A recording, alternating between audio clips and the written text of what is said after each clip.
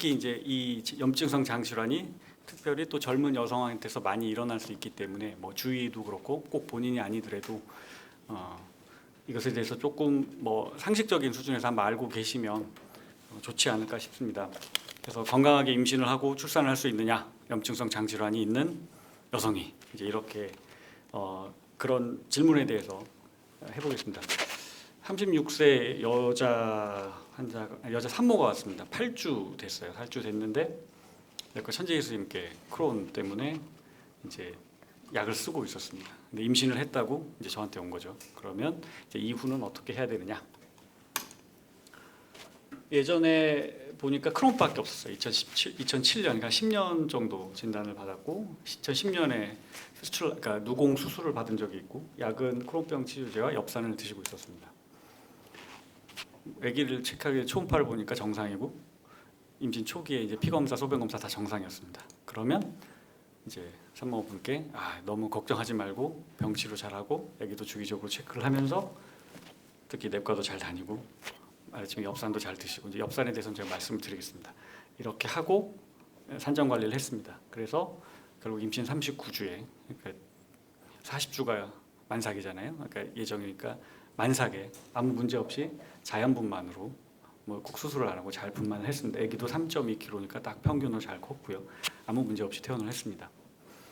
크론병 임신 이거 이제 가장 유명한 포탈에서 한번 쳐봤어요. 쳐봐서 뭐가 궁금한가? 특히 이제 임신과 관련해서. 그래서 이제 뭐 여러 개 궤장성 대양면과 임신. 그래서 결론을 봤더니 내가 병을 갖고 있는데 임신을 해도 되나요? 이게 이제 질문 처음 굉장히 많은 거고. 두 번째는 근데 만약에 임신을 하면 내가 가지고 있는 병이 나빠지나요? 이제 임신이 병을 어떻게 변화시키느냐? 세 번째는 약을 많이 드시니까 이건 항상 문제 이제 이런 질환이 아니더라도 근데 약을 먹는데 이거 임신 아기한테 괜찮을까요? 이제 이게 대부분의 질문이더라고요. 이걸 공통을 모아 보니까.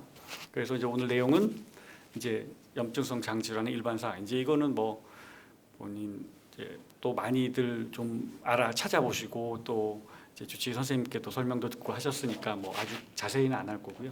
그다음 이제 임신과 관련해서 그럼 임신이 잘 되냐 이제 1번이죠. 임신이 잘 되는지도 일단은 궁금한 거고 두 번째는 내가 가지고 있는 염증성 장질환 크론이나 궤양성 대장염이 임신한테 어떤 영향을 주느냐 거꾸로 임신을 하면 이 염증성 장질환이 어떻게 되느냐 이제 상호 작용이니까 이것에 대해서 얘기를 해볼 거고 그러면 이제 어떻게 임신부를 관리할까 임신 전부터 분만까지 어떻게 하나 이제 한번 훑어볼게요.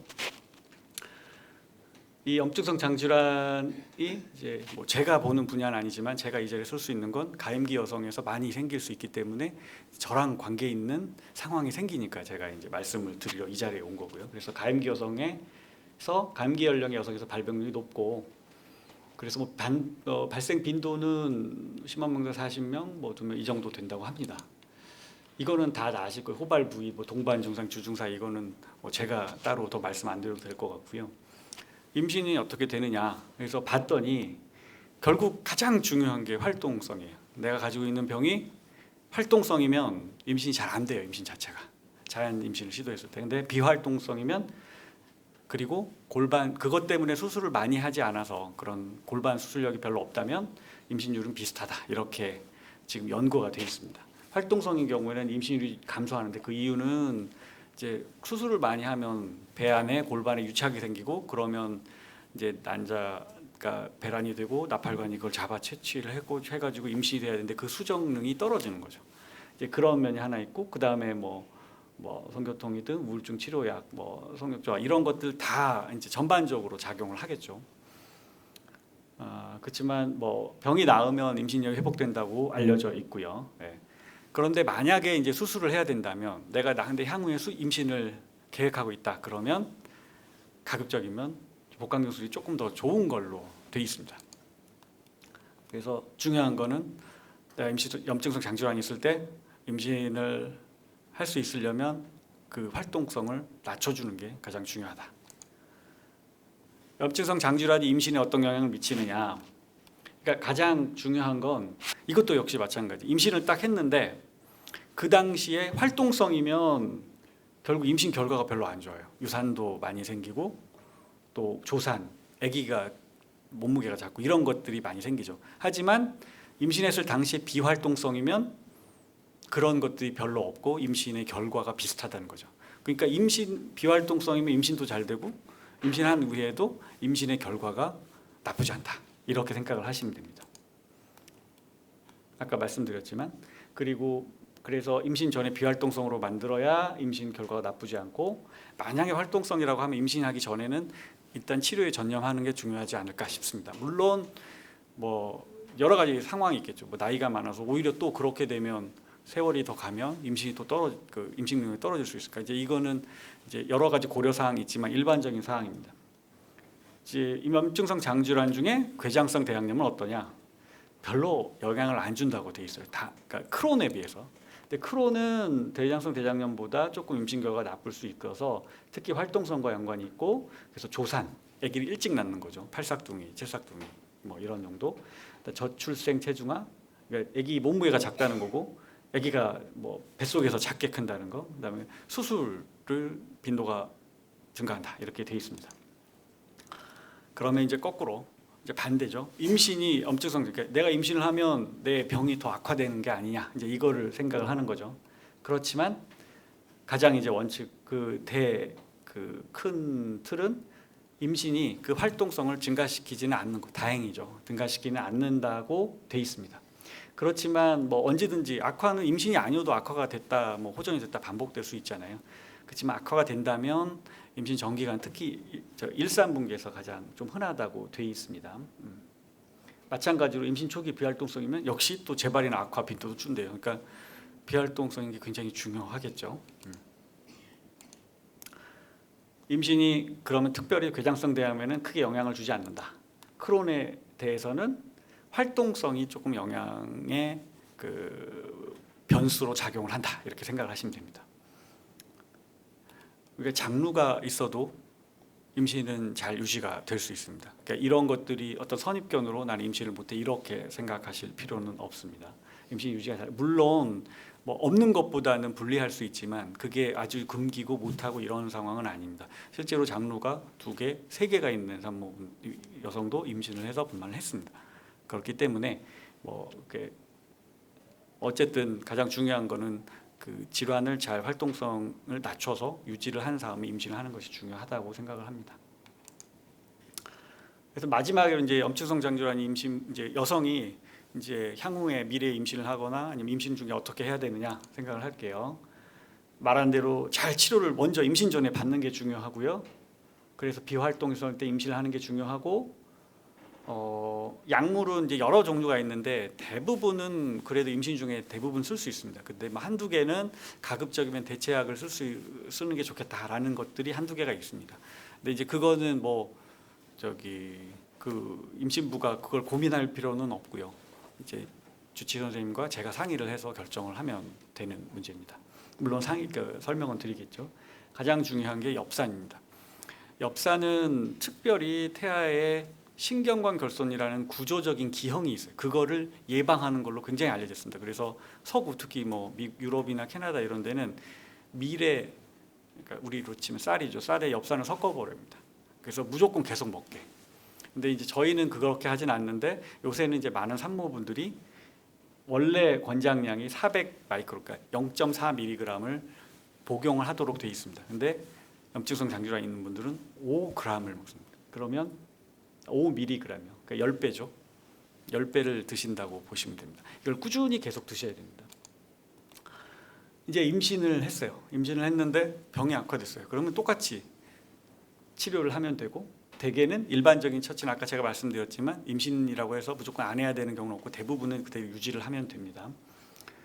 필요하면 내시경이나 수술도 해야 됩니다. 임신이라고 그게 무조건 참고 하면 결국 산모가 건강이 악화되면 아기는 따라서 나빠지기 때문에 그 상황에서는 치료에 전념을 하는 것도 필요합니다. 물론 아기를 모니터는 해야겠죠. 그리고 아까 아기가 작은 경향이 있다고 했기 때문에 굉장히 주기적으로 잘 크는지를 확인을 해야 됩니다. 충분히 영양 공급을 하고 철분제를 계속 드셔야 되고 되게 만성 빈혈이 생기잖아요. 아마 철분제 드시는 분도 많지만 산모는 원래 특히 빈혈이 잘 생기니까 이런 것들을 더 잘 드셔야 되고 엽산은 임신 내내 드셔야 된다고 생각하시면 됩니다. 뭐 항생제 치료가 필요할 수 있고 증상으로 지사제, 그러니까 여러 가지 상황에서 약을 아예 전혀 못 쓰는 건 아니고 상황별로 쓸 수 있다. 써야 되면 써야 된다 이렇게 생각을 하시면 됩니다. 궤양성 대장염이 이제 있는 분이 임신을 하면 뭐 칼슘, 엽산을 잘 드시고 너무 걱정하지 말고 필요하면 수술도 할 수도 있다 이렇게 생각하시면 되고요. 크론 또 마찬가지로 칼슘과 엽산을 잘 드셔야 되고 수술이 필요할 수도 있고 뭐 어쩔 수 없이 수술이 필요하면 해야 되는 상황이 되는 거고요. 이제 분만을 하는 데 있어서 내가 자연분만이냐 수술이냐 이걸 결정을 하는 데 있어서 크게 영향을 주지 않습니다. 대부분은 아무 문제가 없이 자연분만을 잘 합니다. 제왕절개 분만이 필요한 경우는 그렇게 그러니까 많진 않고 그냥 다른 산모도 똑같이 제왕절개를 해야 되는 상황에서 한다고 보시면 됩니다. 크론이나 그게 있기 때문에 무조건 해야 되는 건 아니고 다만 몇 가지 상황이 있는데 예를 들어서 자연분만을 하면 이제 그 항문 쪽을 아무래도 좀 다치거나 침범할 찬스가 조금 있거든요. 그게 상처가 나고 회음부 쪽에 상처가 나고 그러면 이제 원래 있던 게 더 악화되거나 그럴 수 있기 때문에 이게 심한 경우 혹은 예를 들어서 이제 아기가 나오려면 회음부가 이렇게 팽창을 해야 되거든요. 그래야 나오는데 이게 너무 경직이 돼 있고 빳빳하고 안 된다. 그러면 오히려 더 문제가 되겠죠. 그래서 그거는 이제 그러니까 산부인과 의사 제가 그 전에 평가를 하는 거죠. 그래서 회음부 충분하고 아기도 상대적으로 괜찮아서 뭐 자연분만 합시다 아니면 수술합시다 이렇게 결정을 한다는 거죠. 네, 분만 시에 이제 회음절개를 했을 때 이제 이런 뭐 질과 직장과 항문 이쪽에 구멍이 뚫리고 연결되고 이런 것들을 예방을 해야 되는 것이 필요합니다. 그래서 이런 경우에 제왕절개를 해야겠죠. 이게 예상이 심하게 그러니까 위험성이 높다고 하면 그렇지만 배 상처도 쉽지가 않은 경우 이렇게 이미 이런 병의 활동성 상황에서는 이제 특히 궤양성 대장염을 보면 그래도 크게 문제는 없고요. 근데 이제 크론은 조금 더 이제 항문 쪽을 워낙 많이 침범을 할 수 있으니까 그걸 좀 더 주의해서 확인을 해야 됩니다. 아기를 낳고 나서는 뭐 특별하게 문제는 없고요. 모유수유 해도 크게 문제 없고 약에 따라서는 임신 중에 쓰는 거, 모유수유 때 하는 거가 조금 이렇게 엇박자로 괜찮다라 한 것들이 있긴 있습니다. 그래서 그것도 역시 전문가와 상의를 하시면 될 것 같습니다. 그래서 이제 요약을 해드리면 임신 전에 염증성 장질환을 비활동성으로 만들어 놓아야 임신도 잘 되고 임신의 결과도 나쁘지 않고 또 임신이 염증성 장질환 자체를 악화시키지 않는데 비활동성이면 더 그렇다. 그러니까 비활동성이 굉장히 중요하죠. 근데 이게 뭐 쉽지는 않을 거니까 활동성의 경우 임신을 미루고 적극적으로 치료를 먼저 하자. 이게 이제 큰 일이고 엽산을 잘 드시는 게 굉장히 중요하고요. 대부분의 약제는 임신 중 사용해도 문제 없고 전문가와 상의를 하시면 됩니다. 대부분 자연분만 해도 되니까 너무 뭐 그것에 대해서 걱정하시거나 하실 필요는 없고요. 상황에 따라서는 제왕절개 필요하지만 그것 역시 이제 분만 전에 확인을 할 겁니다. 경청해 주셔서 감사합니다.